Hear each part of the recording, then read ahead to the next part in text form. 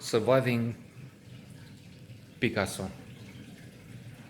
I had a strange, very convoluted connection, if we can say that. We can think of 6 degrees of separation, the fact that we're all connected, and some strange networks are created. For instance, I had a client who used to be a secret agent. In fact, he came and said, as he was traveling around here, I'm with the Secret Service. And I was thinking, what is that? If it's secret, how can you? Then I learned that in fact it's called secret, but it's not. It's mainly those who take care of protection for the president, and they also do things in the counterfeiting banknotes business.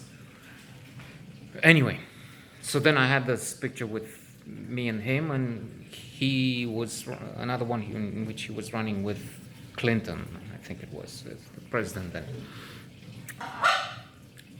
Here I had a chance to work with one of the sons of one of the producers of Surviving Picasso. David L. Wolper, not merchant, not one of the prominent ones, but anyway. And about the film, it wasn't really spectacular in its reception. Critics have been, on the whole, the important ones, unimpressed. And you can see that in the Metascore available on the International Movie Database site. Indeed, Picasso was a bizarre figure as a man. As a painter, I don't know what to say. He's not one of my favorites. It's because I don't get abstract, modern art, maybe. I can't say I get the idea behind the Damien Hirst creations, cutting animals in half and putting them in formaldehyde, if that's a chemical. Seems bizarre. And to make a huge fortune on that is even more extraordinary, but there it is. Anthony Hopkins is if not as good as it gets, formidable in this role of a man who was a tyrant. We could do well to read Intellectuals by Paul Johnson, in which he deals with the lives of geniuses like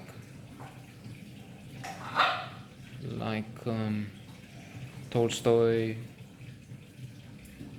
Ibsen, Hemingway, Jean-Jacques Rousseau. Jean-Jacques Rousseau abandoned his children at the door of an orphanage in an age when that was near murder.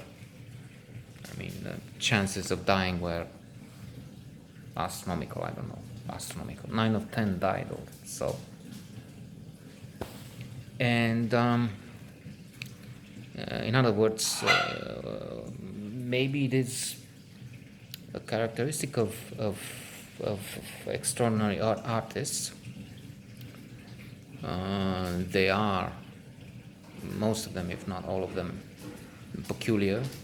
This one was, Picasso was outright cruel with his lovers and wives.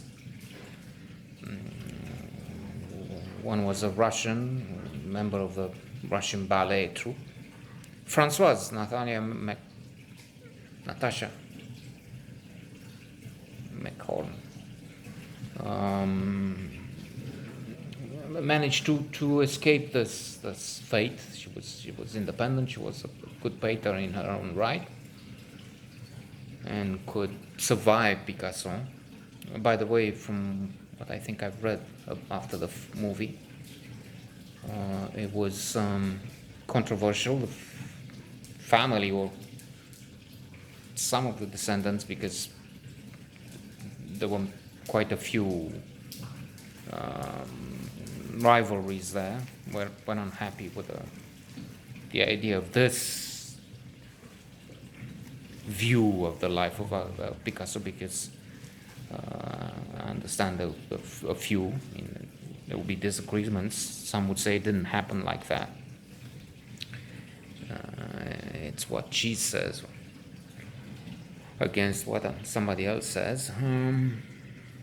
There is also his abominable flirtation, embrace of communism, which gave a propaganda boost for those villains.